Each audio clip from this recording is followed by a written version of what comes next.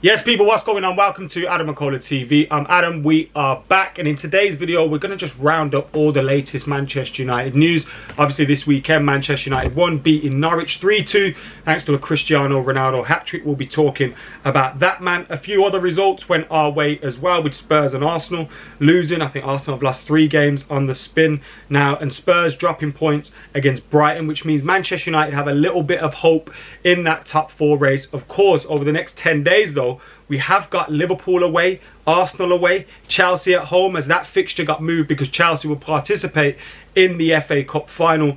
So we've got a big week plus ahead of us, a big end to the season, but there is a little bit of hope in terms of top 4 despite that performance against Norwich. We'll also be talking about the protests, about Pogba, about Cristiano Ronaldo, all that stuff. So make sure you're keeping it locked here to AdamMcKola TV by hitting that subscribe button, liking, commenting and sharing.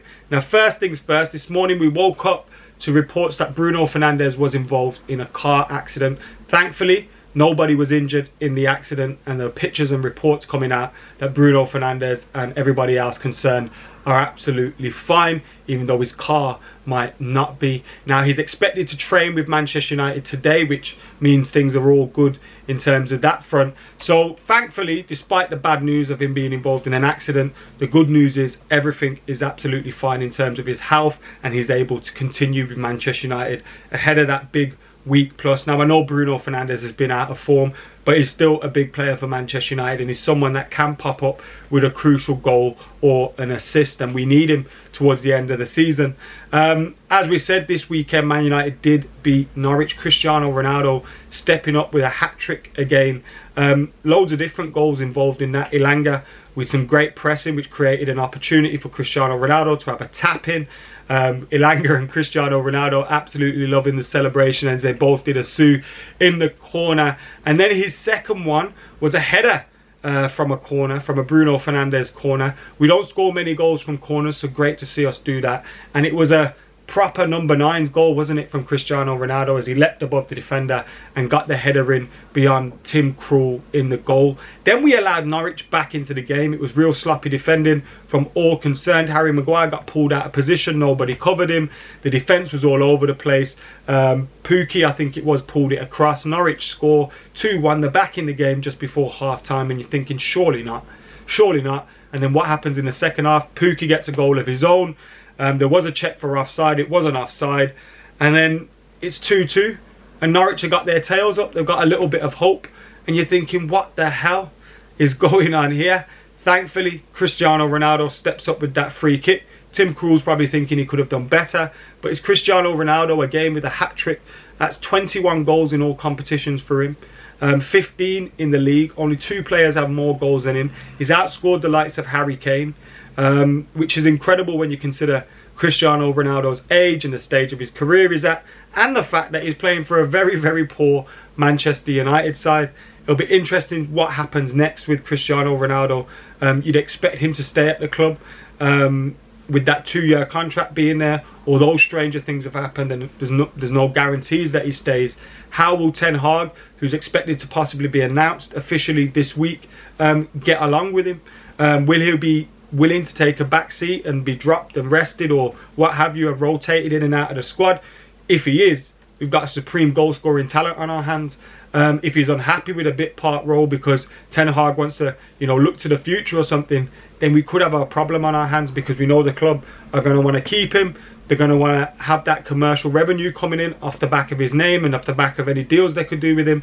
And with us possibly missing out on Champions League football, I'd say likely when you look at our fixtures, and Spurs still, under Conte, you'd expect them to get the wins that they need.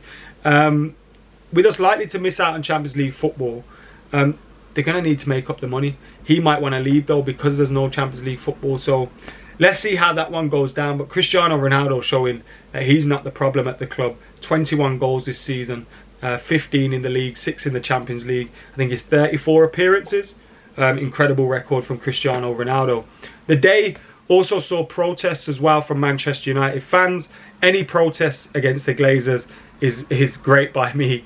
That's what we need to see more of, and apparently we're going to see more of that. So well done to those guys that organised the protests and the Manchester United fans that marched and protested as well ahead of the game. Thousands of them did it. Didn't come across on TV. When you watch it back and you see it on TV, because everyone's scattered about, you can't really see that thousands of people have done the protest and, you know, are sitting out the 17 minutes. But there were a lot of people that were out there. So hats off to everybody involved. And with the talk that there could be further protests, incredible stuff. Of course, you always get critics at a time like this when people start saying, oh, you're only protesting because there's no trophies and this, that and the other. And whilst that may be the motivation for a small minority, I think those are the minority. We've seen huge protests from Manchester United fans when Manchester United have been successful under Sir Alex Ferguson, starting in 05, then around 2010. Remember when Beckham was wearing the green and gold scarf and all that. So, you know, this one's from around 2009-10 as well. So the protests have been happening for ages, and they've been there when we're successful as well. So yeah, well done to everyone involved. Pogba as well, towards the end, he was booed by some Manchester United fans. Now, I get why they're booing him. Look, Paul Pogba, ever since he's come to the club, you know, he's not committed to the club, really. He's always spoken about leaving. His agent's always been outspoken, his brother, etc. But I don't agree with booing Manchester United players. I never agreed when it was Harry Maguire.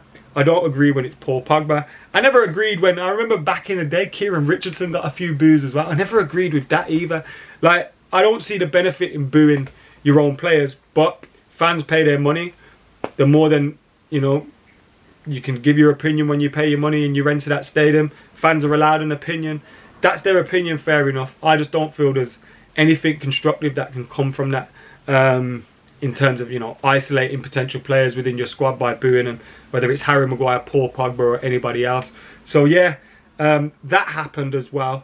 Protest songs about the Glazers, I'm all for them, and I'd rather hear them, to be totally honest with you. But yeah, Paul Pogba looking likely to leave Manchester United. I mean, that's going to make it any more likely that he stays, is it? But it's been looking likely that he'll leave for an awfully long time. Leaving on a free again, it's not a good look, is it? It's not a good look at all. But maybe that's what both parties need. The club and him probably just need to separate and have, you know, a fresh start. Although I think Paul Pogba is a superb player and I'd love to see him under Ten Hag and all that. Just doesn't look like it's going to be something that happens or is wanted either by him. There's also been talk about a potential stadium expansion at Manchester United, which could see United go to 88,000 and improve their corporate facilities. Shock horror. It would cost £200 million, and it's believed loans would be taken out to do that. Now, people might say, "Our businesses always take loans out to do things, you know, and improve their business, whatever." But these guys take loans out to take dividends out for themselves, 70, 80 million pounds dividends here, there, and everywhere, every year. That money could have got us a new stadium. When you think of the 1.5 billion that they've sucked out of the club, that could have got us a whole new stadium. Like, it's just another, they rub salt in the wounds and they kick shit in the face of fans every single time, and it's another decision. Oh yeah, we'll keep sucking dividends out of the club and we'll keep taking money and we'll keep making money, but when it comes to improving facilities at the club, we'll have to take a loan out. Typical Glazer manoeuvres, and that's why the protests are likely to continue, because for all the talk that they have about liaising with fans and communicating with fans, it all seems to be hollow. And that's why you do feel sorry for, you know, the likes of MUST and that have to liaise with them or try and build some sort of relationship with the club. How can you do it? Do you know what I mean? They're never going to be honest. They're never going to be forthcoming. They're never really going to have the fans' interests at heart. And that's the Glazers' fear. And we have seen some fixtures move, like I mentioned earlier, over the next 10 days now. On the 19th, we've got Liverpool away. On the 23rd, we've got Arsenal away. And on the 28th, we have Chelsea at home. All evening games. All fixtures that are pretty difficult, aren't they? And probably shape our season ahead as well. Because when you look at it, you know, obviously after these games, let me just bring up the fixtures on my phone. After these games, we've got Brentford, Brighton, Palace. That's who we've got. Brentford, Brighton, Palace. Now, you'd like to think United could get maximum points out of those 3 games. Unlikely, considering some of our performances, where you see how we performed against Norwich. But you'd like to hope we could do that if it came down to, you know, those 3 games deciding whether it's 4th or not. But we have to pick up some points in the next 3 weeks, and sorry, the next 3 fixtures. And when you look at our performance against Norwich, although Cristiano Ronaldo steps up with a hat trick, unless he does that in every single game, it feels unlikely that we're going to see United pick up much points over the next couple of weeks. Chelsea at home, you always look at that and think, oh yeah, we should win that one. Chelsea at home, home advantage, this, that and the other. Chelsea are a fantastic team. You know, you look at Liverpool, one of the best teams, well, one of the 2 best teams in the league at the moment, one of the best teams in Europe. Unfortunately, you know, could hand us a thumping. You're looking at Arsenal, lost their last 2 games, but we were troubled by Norwich. So it's going to be a difficult 9 days. If we can get 5 points, 6 points out of it, you'd fancy us for 4th then, but it's going to be a stretch, isn't it?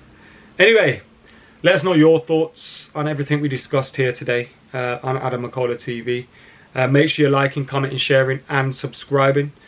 Keep it locked as well. Until next time, hopefully I'll be reacting to Man United going to Anfield and beating them. But probably not going to happen.